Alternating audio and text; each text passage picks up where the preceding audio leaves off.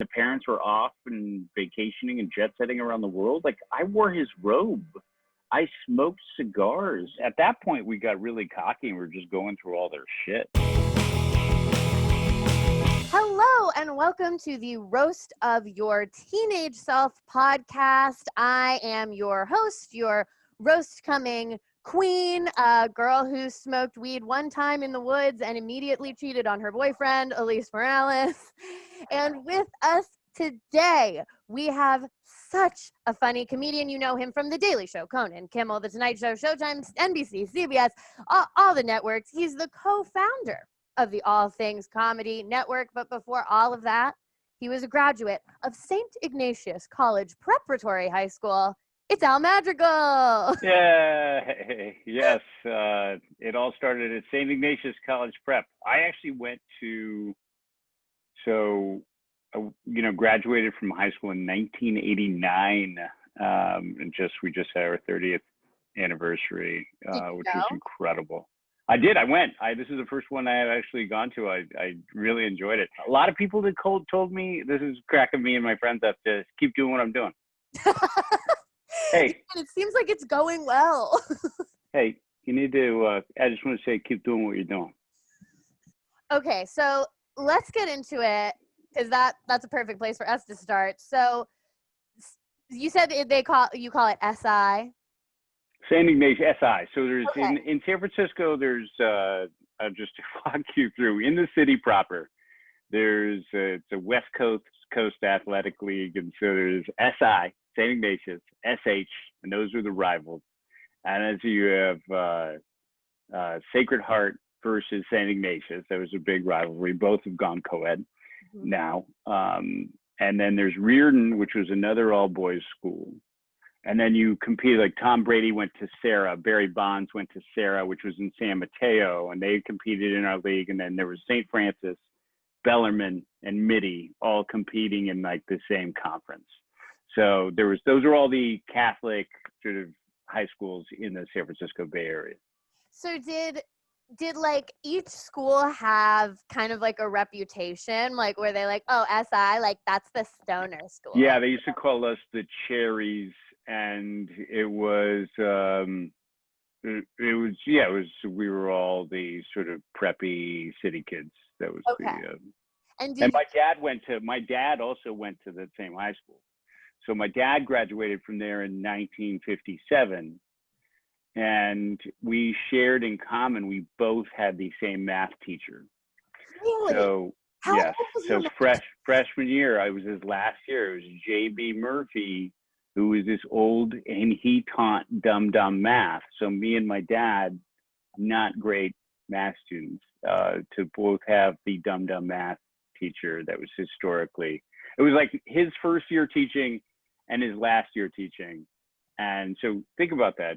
My dad, as a freshman in 1954, 53, had my teacher that I had in 1986. That's wild. And when you had the same math teacher as your dad, would he be like, you madrigals, you never learn to divide? Or no, I mean, he was so old at that point. I don't know if it registered. Would walk in, he was ancient. Yeah, he was so old. He was like that cartoon caricature of the turtle from, you see the old wise turtle, like he looked exactly like that, and just like walked in and spoke. He sat down at a desk, not much math was done. I remember sophomore year cheating and copying problems out of our workbook to have, so I could have some sort of example, because I didn't know how trigonometry worked at all. Like, there's no way I could possibly do it. And I remember this Mr. Quatrin, because I copied coincidentally that he took the workbook and put it on the test. Like, so all the workbook problems ended up being on the test. So I had every answer in front of me, and I copied it down, I cheated. And he's like, see, you can do this. And I was like, no, I can't do it, because I can't, my brain doesn't work like that. I have no idea how any of this works. And it was just, luckily, eventually found, and wasn't until senior year that I really got involved in the school, because at 13 years old, I went from my high school where I was student body president, decent athlete, and went to the school, didn't make any sports teams at all. Tried out for every single one of them. Tried out for the play. I was the lead in the grammar school play, but What didn't play? got cut. We always play on this podcast. Oh yeah, we were Guys and Dolls, and I was Sky Masterson. Oh my God! Yeah. Get to wear a suit. Yeah, suit and sang. I split it with another guy, so we both played the same role with different nights. Classic. And then I was also an understudy to Nathan Detroit was the other lead in that, the other male lead, played by Frank Sinatra, I think. And so, yeah, I had to understudy him, so I knew every single part. And so I went to high school, and all that went away. I was the hot shot in this high school with a ton of friends. All my friends made the football team, so they made new friends, and it sort of left me stranded without anybody. I remember taking the bus home and being super sad because I didn't have any activities. And I really wanted to participate in something. I rode crew for a little bit. Wow. I did that for 2 years and sort of gave up on that because I wasn't good at it. And the hours, that was like wake up. My poor parents, having their, semi-athletic son to get into a sport that requires them to drive him to, a lake in Lake Merced at 5 a.m. It's not cool. See, that was always a thing. And we've talked about this on the podcast before. I was always blown away by the kids who chose to do activities where they got up even earlier in the morning.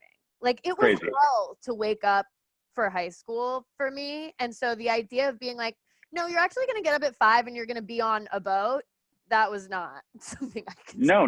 If I had to go back in time, there's so many things I would do differently. Like, people say do you have any regrets? Where you end up? Yeah, I have a ton. I have a lifetime of them. Yeah. So especially in high school, did so many dumb things. So so was the racial makeup of SI, like, were there a lot of other Mexican kids there? Like, what was? There were handful of African American kids, handful of Latino kids, enough to have student unions and clubs. There's a Black Students Union, Asian Students Union, and so a lot of San Francisco is predominantly Asian. So we were out in the Sunset District, which is a big Asian neighborhood, especially now, and even was at the time. So we had a lot of Chinese kids at our school. We had a lot of Filipino kids because we were in very close to Daly City, which is a huge Filipino hub. It is what Glendale is to Armenians, Daly City is to Filipinos. Wow. So we had a ton of Filipinos. And it was a decent mix, and it was fairly diverse. Not when my dad went there. He was like one of the only Latino kids at the entire high school. But so did you guys ever compare experiences, or was it just completely different at that point? I think at that point, I mean, I was too naive to even notice I didn't notice any problems. I didn't notice any diversity issues. I really didn't. It's like, I had such a mix of friends. I was friends with everybody. That's the other thing, is I was friends with all the jocks. I would go in and use humor and go around, and I made friends with every single type of kid. So by that freshman, sophomore, and junior year, I was the guy who knew every single person at that school. Okay, so that actually brings us to some of the photos that you have, because we've got some photos of you just kind of with your crew. So this looks like a homecoming or a prom situation. This is a Christmas dance, I think, from junior year, and I brought this sophomore. That's Monica Burns right there with me. I'm sure she'd be thrilled. That's Monica down low. Not into me at all. I think liked another guy. I liked her, but just ask girls. I think for my junior prom later that year, I drank a lot of tequila at a party, and I asked 5 girls to my junior prom, and every single one of them said yes. So then did you do like a bachelor type rose ceremony to decide who? Yeah, I went around and I did apologize to 4 girls and then ended up taking one. But these guys were pretty much some of my good friends. And so the guy on the top of the throw, Eric Bernecker, and then there's Jeff Elliott and John Claude Caligari, the fancy, and Patrick Growney were part of our sort of like core group of friends there. So since it's an all boys school, was there like, this is such a weird place, was there like a place that y'all got your girlfriends from? Was it like the guys at SI always date the girls from such No, it was a solid mix. So there were a bunch of different girls, all girls schools in the city at the time. There was Mercy, where my mom went. And so there's Mercy, and that was like on 19th Avenue. I think it's just closing down now. There was St. Rose that closed while we were, still, in high school. I think it closed early 90s or late 80s. And then there was Convent of the Sacred Heart. And you sort of got your girlfriends from one of those schools. And similar to the question I asked about SI, did the girls' schools have different reputations? Was it like, oh, the Sacred Heart girls, they're the hot ones, or whatever? No, I mean, the Convent of the Sacred Heart girls were all, it was in Pacific Heights in San Francisco, which was really sort of fancy. If you know San Francisco, there's Pacific Heights is super, they're $12 million houses. And there was University High School, and then there was Convent of the Sacred Heart, and Stewart Hall and Town were like those fancy kids schools. And I grew up in the Inner Sunset District. My dad was a Teamster. And so when we went to these parties over these, I went to a party in a $15 million house. It was just shocking to me. So while you're at the school, I imagine, like you're saying, you're interacting with kids who are like upper tier wealthy. Loaded. Did you ever did that come into play a lot for you, or did you kind of not really? Was it kind of like the racial situation where you didn't really notice the class divide? No, I always was friends with pretty wealthy kids. We were such a mixed up group. It's like San Francisco is divided by Golden Gate Park. So there's the Richmond district and the Sunset district. And those are more like it used to be. San Francisco's fucked now because of everything is so expensive. There's so little real estate that people are just gobbling up. My childhood home that my parents bought for $20,000 in 1970 is probably worth over $2 million, and it's nothing. It's an A-frame Victorian. We all shared a bathroom. There were 2 bedrooms, 1 bath, and that is probably worth $2.2 million. It's crazy. And it's in the Sunset District, which again, it's nice enough, but at the time it was nothing. It was a Chinese and Irish neighborhood, if that makes sense. So again, then we'd go over these, and we shared a bathroom, and I'd go to a house with somebody who had 8 bathrooms. And me and my friends from the, wrong side of the park would just look at each other like, holy shit, like, what? This is crazy. I was never comfortable. And I think I really didn't like rich people at that point. I think I've gotten over that, but I really hated all of the kids from the wealthy neighborhoods, even though I was friends with some of them. I sort of, and it was probably out of jealousy too. Well, it is kind of strange to be in that situation as a kid and be like, wait, I imagine you're like, I see my dad working his ass off all the time, and why do we not have 6 bathrooms or whatever? Like, yeah, I didn't even know if I made too much sense out of it. It was just like I just deemed them to be assholes, and because they're without it, and that probably, and a lot of more assholes, a lot of more, out stealing scooters and shit like that. So we've also got another picture, a group photo where the girls are all in white. I wanted to pull that one up. Yes, Yeah, what is this from? I really couldn't tell you. I know who all those girls are.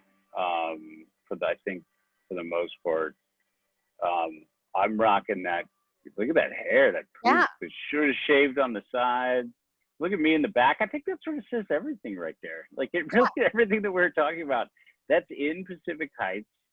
That's on a deck, I think, at the girl in the pinkish dress's house. Mm-hmm. And like this girl at the red belt, I mean, she lived in a house that was just so expensive. I mean, if we Zillowed that thing right now, which I could never find, I easily like a $15 million home. That I mean, we were just at like I was doing beer bongs on her deck. There was one dad that would leave his house. They were never around because the daughter was like the youngest of five, and the parents were off and vacationing and jet setting around the world. Like I wore his robe. I smoked cigars, and the guy had a cigar room in his house, and there's just me and my stupid friends smoking his Cubans. And so at that point, we got really cocky, and we were just going through all their shit. Yeah. Yeah, when Go ahead. I grew up in sort of the Northern Virginia area, and when we would like party at the rich kids' houses, and I remember one time we all took a bath. I'm like, what is happening? Like, why? just to be disrespectful to their house. We're like, we're gonna take a fucking bath in your bathtub. Yeah. Because Exactly. I don't take baths at home, but look, you see how huge this bath is? yeah, Like, got jets. Yeah, let's take it. But I went to grammar school with two of these girls, Jenna Rubia in the front, and then Whitney O'Hara, who's looking off to the side closest to me. Yeah, everybody was. I mean, we had a like innocent group of friends, and that's the other thing is that I was the eldest. I was so naive and didn't know anything. I was clueless. My parents never had a sex talk with me. My parents never had any real talk. My dad told me the same thing every single day. It was like, pay attention, just pay attention, and that was it. like, okay, I never got my homework checked. Yeah. Sorry about this. I'm not sure if you're picking up on the leaf blower, but yeah, it's one of those things I remind my kids of it all the time. If anything, like my upbringing, and I just don't want people to forget where they came from in this house. And I feel like I'm the only person in my family who remembers being poor. Like, 'cause that's the other thing is like we grew up, again, didn't have anything. I got my sports coats from Goodwill. So my parents sent me to fancy schools so I could learn how to sort of operate with all of these kids, which was genius on their part. And I did. And that's exactly what happened. I went in all these fancy homes and saw that was a thing. I was like, I want this, and sort of have been busting my ass, since my late 20s to try to achieve that.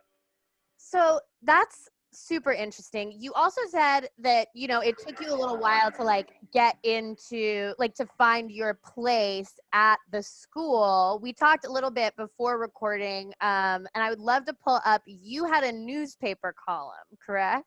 Yeah, so that was all senior year. I really came alive. So that's, there's a picture. There we go. So Ask Al, my buddy Ben was the editor of this newspaper called Inside SI, and I did a column on the back page all of senior year called Ask Al, where I wrote the questions and the answers. And then I had a comment box, and then people would and a question box, so people would drop questions. And I was also the student body treasurer. Okay. And we had, I think, John Claude and Ben, we had like keys to offices at that point because all my friends were presidents of clubs. So we had like our own office space at the school. I was doing all kind. At that point, I was pole vaulting. I was playing volleyball. I was in the play. I had all extracurricular activities, zero work being done. Neither of my parents went to college, so we didn't even know applying for college was a thing, even though I was going to St. Ignatius College Prep. Yeah, they marched us into an auditorium and we just filled out state applications all together. Like all of us just filled out our own state applications. And I got into Cal Poly in San Luis Obispo because I, manipulated a bunch of stuff. I was very good at, I did realize all my shortcomings and worked it. So in terms of, I think because I was such a bad student, and you hear this a lot from a lot of CEOs, like, I was such a bad student, I became an excellent communicator because I needed to compensate for the fact that I needed to get myself out of trouble. So I remember going up to a teacher's senior year and say, Dr. Parker, I'm in danger of failing your class. And he said, Mr. Madrigal, for students like you, we don't believe in F's, I believe in B's. Have a wonderful summer. And I was just passed through. And I was actually our class's salutatorian. So there's valedictorian and salutatorian because I was the funniest. So because of this column, because of an impression that I did of the principal, because I gave funny speeches. When I ran for treasurer, there were 1,300 kids at the school, and the guy, I remember, Mr. DeLay pulled me. He was running the election. He goes, I want to show you something. And he pulled me over and he said, I've never seen this ever before. Out of 1,300 votes, I got 1,200 and like. Oh my 40. God. Yes. Wow. And yeah, this is like, so again, this is a guy that did not speak barely. Like I was friendly with everyone, freshman, sophomore, and junior year, but then senior year sort of, again, really was out and participated and took all those relationships. And the kid that lost to me ended up transferring. Jim Osborne, yeah.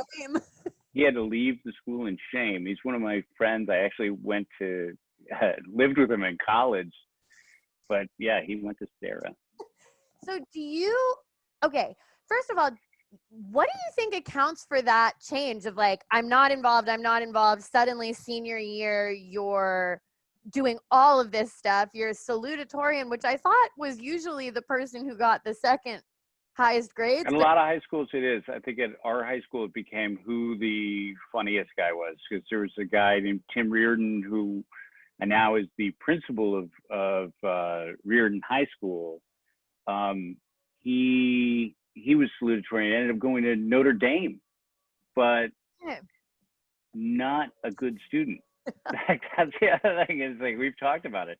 Yeah, we could never get into the colleges that our kids are getting into now. Like, there's no way. Like, I went back to speak at our high school. I'm like one of their notable alumni after being this 2.0 student, and went back to speak at a business lunch. And I would say, and there's a lot of people who say they couldn't get into today's St. Ignatius. I am very certain that I should not have gotten in back then.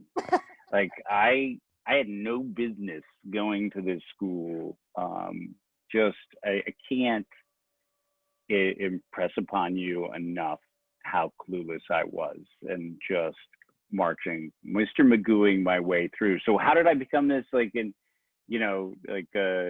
stop being such a wallflower? And I don't know. I remember going up to a guy or seeing a guy at a concert that was a year above us that we were friends with, and he goes, "Hey, who's salutatorian?" And I go, "Yeah, it was me." And he goes, "Did you decide to start talking? What did you like? What happened? What did you do?"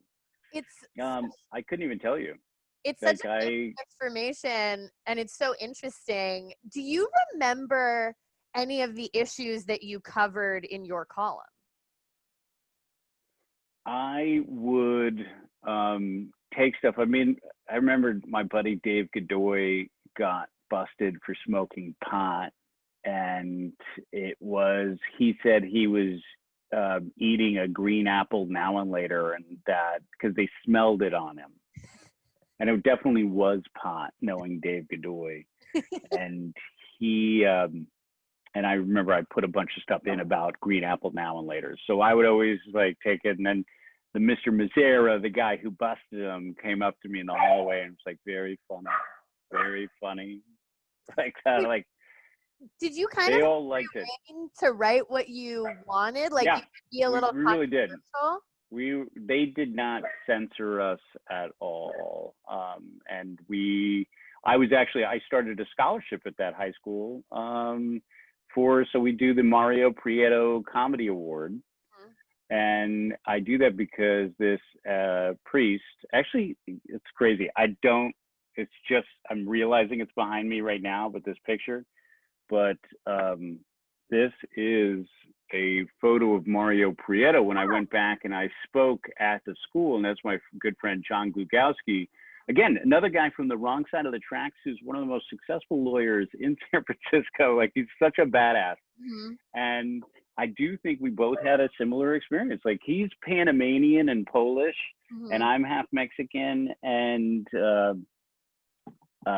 Sicilian. And so, like, we went to all these parties together and would be looking at each other like, holy shit, this is amazing. Like, and now this guy's in San Francisco. He like owns half of Russian Hill and is this badass lawyer. Like, he's so again, it's amazing. But this Mario Prieto Comedy Award that I started at the school, it just rewards a person of color. Ideally, it's not whoever deserves it gets it, but ideally it's a person of color that's a junior going into their senior year. We just pay for some of their tuition so their parents see that comedy and being funny pays. Oh, that's awesome. Because I got yelled at. Yeah, when I told my parents I was going to be a stand-up comedian, I was scolded when I was 28 years old because I left a family business to do that. So I just want people, like a Latino parent, to see, like, you don't have to force your kid to become a lawyer or a doctor. If they're funny, then they should go into a career in comedy. This is the talent that is also a job that your kid can have and money.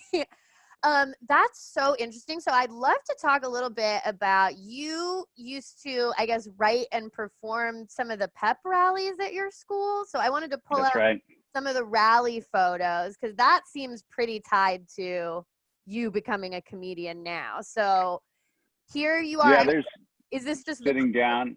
Those are really some of my, with the exception of the dude on the bottom right, and I'm spacing on his name. This guy that's doing the wunk like an Egyptian thing is Mazen Salfidi. He was hilarious. I think he got, like, as far as class clown went, he got like number 3. I was number 2.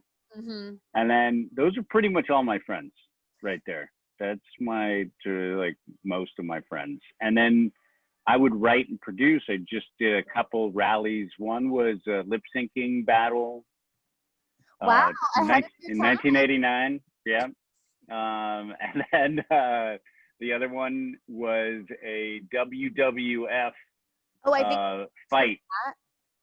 Yep. And that's me I played one of the members of the Jesuit Connection. And there's me about to get thrown against ropes. We set up all the mats, and they were like really well done.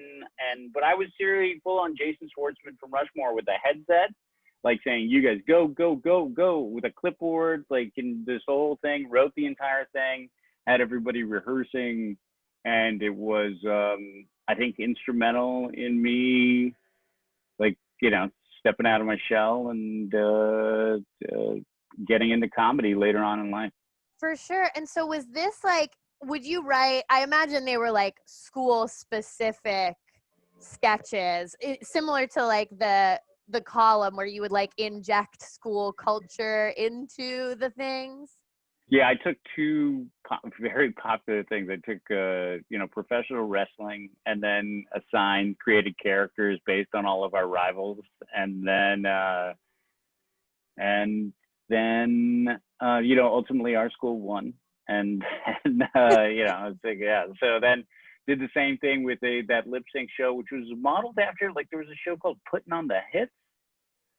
And yeah, super old. It was way ahead of its time. And I think it was the guy from Blue Lagoon, who was like Christopher Atkins, or yeah, was the host of it. And so yeah, we can look that up. But So it would be like yeah, school culture, pop culture, all mixing it together. mixed together, and so took a really popular show and then mixed it in with our rivals. Yeah. And we've got So, another photo, I believe, of you doing an impression. So this you said was an impression of the principal, the head priest, or I the did. This is what sort of made me salutatorian. So that priest that I mentioned that was so influential in me becoming a stand-up comic. He, I dressed up as him and pretended to be him. And then this is Will Silva, who's actually on-air talent for the NFL Network.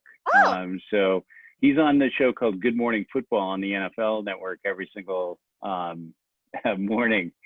So, and he's their correspondent. Yeah. So the two of us, it was the first time I ever did comedy on stage. It's right there in that moment. Yeah.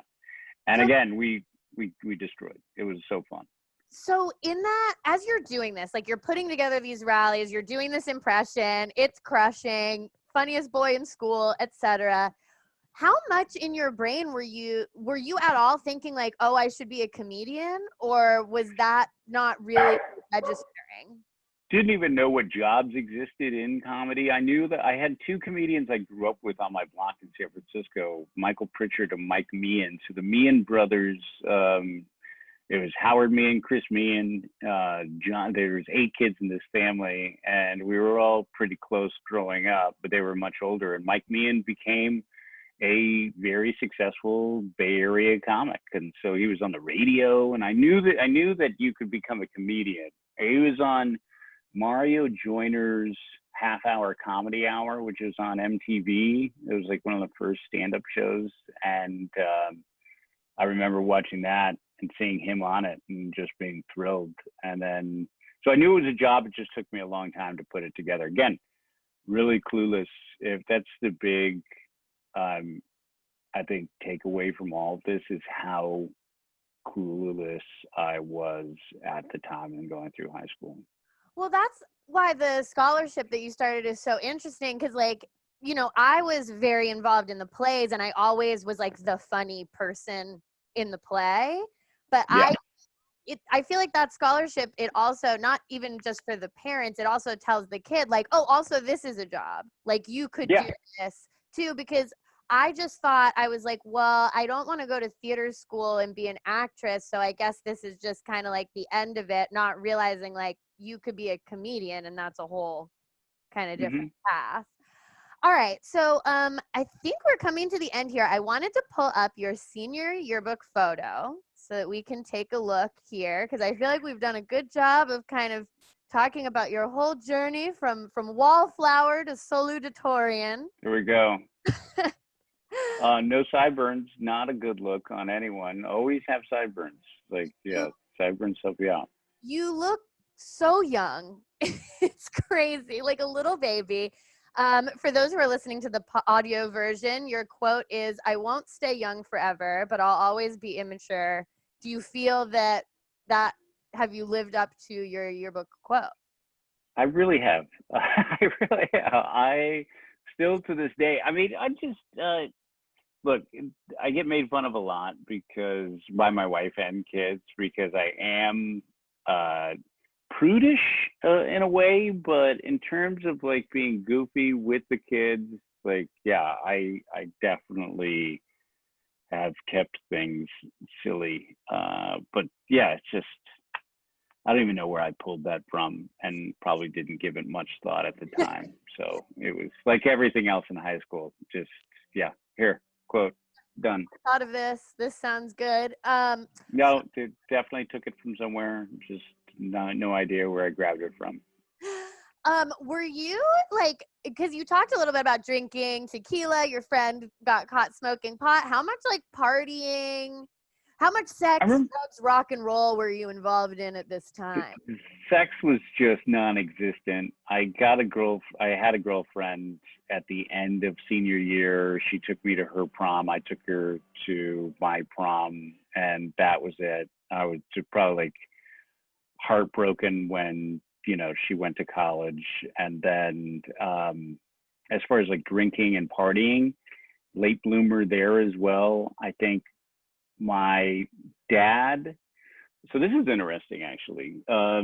My mom and dad almost moved to the South Bay. So my brothers ended up going to one of those rival high schools I talked about in the South Bay. They didn't go to my same high school. So they went to a co-ed school called St. Francis, where my cousins all went. And so everyone moved my freshman year into a place in Cupertino where Apple headquarters are. Yes. And they left me sort of, and my dad, like we commuted back and forth a lot, but I stayed in San Francisco a lot of nights by myself. And we found the key. I remember friends coming over like senior year, we found the key to our liquor cabinet because my dad had it hidden, and we had 5 guys searching the house. And we finally found the key to the liquor cabinet. I always drank a little bit because you grew up pretty fast in like a densely populated urban environment like that, and we were always sort of drinking from freshman year on. Nothing too excessive, but I think like senior year we started building beer bongs. So we built a beer bong called Helga, which was a sparklets or Alhambra bottle that we spray painted.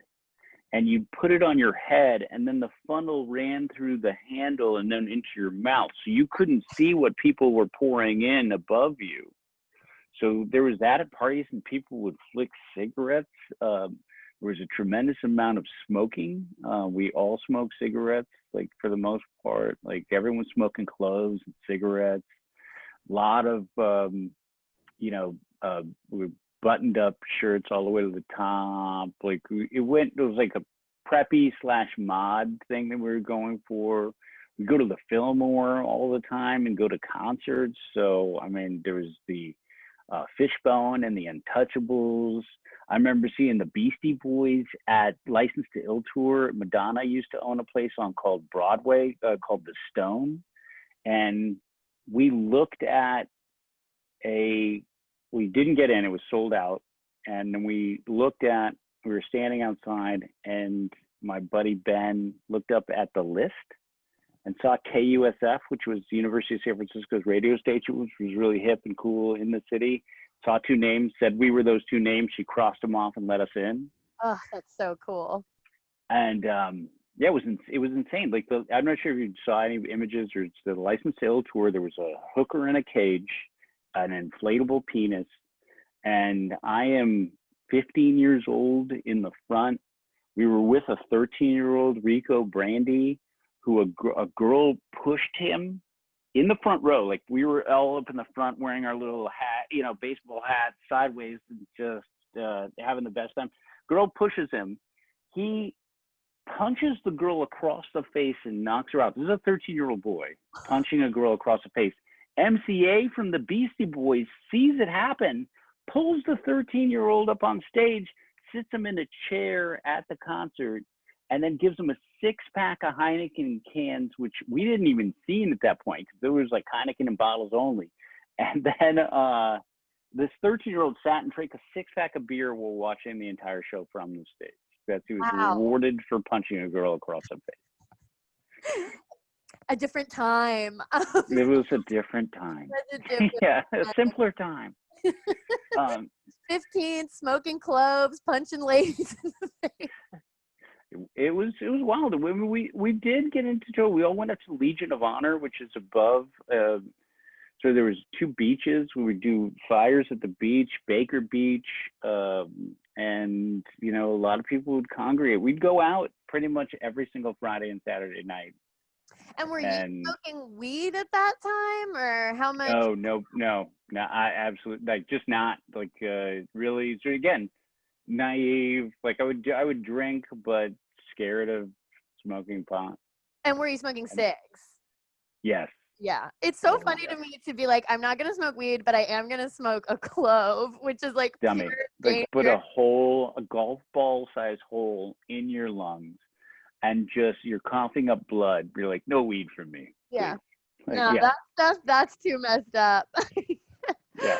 All right. So I think that we've come to the end. We always end every episode with the same question, which is if you could tell teenage Al anything, what would you tell him? I would tell teenage Al that you have a learning disability and you need to go and get that, have the school make accommodations, and I would just be so much of a better student than I actually was. I actually ended up going to University of San Francisco and just forcing myself to, and then like ended up with a 3.8 in 3 semesters. I'm going to tell you one last story that is just the key. Okay. I went from Cal Poly where I was just like shown the door, I'd get a 3.1 and then a 1.4. I was not, again, did not apply myself because I think I was scared about, applying myself and not being good at it. So I just chose not to apply myself. So I ended up transferring to the University of San Francisco. I went from a quarter system to a semester system. And so none of my stuff transferred. I went into Mr. Skinner, who was the transfer guy. And I said, Mr. Skinner, Al Madrigal, how are you? My excellent communication skills, I have an issue. I've taken all of these classes. They're not transferring over. I took psychology and now I'm 1.6 credits short because of the quarter to semester system. And he goes, I'm sorry. And I was going to have to be in college another 3.5 years if nothing went through. Mm-hmm. And you had already done how much of school? I had already done 2.5 years. So it was going to. So I'm not going to spend it's going to be 6 years. And when I should have been in for 4. And you're not going to be a doctor at the end? Like, come the fuck on. Yeah. No, exactly. So I was resigned to this. There's nothing I could do. I already committed to being in the school. And I remember seeing this guy. I was in a business communications major. There was all women in my classes except for 2 guys. One guy named Aaron, who ended up being a San Francisco cop, and another effeminate guy, most likely gay, didn't know, but who said, Mr. Skinner will do anything for me. And I overheard that. And I was like, okay. And I went and bought white jeans at Buffalo Exchange, which is like a Crossroads, and a pink button-down polo. And I walked in playing this character and I said, hi, Mr. Skinner, I have an issue. And I put on this, I pretended to be gay. Mr. Skinner. What's that? You gay baited Mr. Skinner. I totally gay baited Mr. Skinner. He transferred everything over. I graduated in 3 semesters. You gotta do what you gotta do. I don't give a shit. I really, and this is what I'm trying to tell my kids, like, and there's one thing I would go back and tell everybody, rules don't exist. Even though I'll put like traffic rules, certain things like, certain basic life, civic duties that we have. And there are rules, but in terms of like business or especially what we're doing with all things comedy, it's like, we are very disruptive. And so I've always been sort of disruptive. And so just because I had to be, to make it work. So I don't really abide by too many established rules or norms. And I'm still 2 Spanish credits short of graduating at USF, but it's like, I got a diploma. I got the diploma case, and I walked down the aisle, showed my parents, I threw a hat in the air and I walked away because like, that's what they wanted. And so I was really doing it for them and didn't care about the degree myself. Like, so I still might go back and finish. Do you speak Spanish? No, I don't. So that's the other thing is like, I'm learning as much as I can. I can get by, but it's super crude and I say a lot of horrible words and I make people laugh. I'm the same way, and I majored in Spanish. But at the end, I had already decided that I wanted to be a comedian. So my major was Spanish Lit, and I started buying the books in English and reading them in English. And then I would write my paper in Spanish, and the teacher would be like, wow, Alise, you really understood the book. Oh my God. That's another thing I tell my teenage self, to go back and take Spanish all the way through, and I'd be a better Spanish speaker than I am now. I should have, that's a huge regret for me, is that not my dad had a hard time growing up, so we didn't speak Spanish in the house to us at all. Yeah, mine did. And yeah, I should have gone back and taken Spanish classes. That's what I wish I had done that. So take Spanish, keep disrupting, address your learning disability. Are the Yes, for sure. Yeah, yeah. And keep doing what you're doing. Yeah. All Keep right. doing what you're doing, bro. Thank you. Well, that's, I feel like, a perfect end to the episode. Al, thank you so much for doing it. And for everybody at home, this has been the Roast of Your Teenage Self podcast.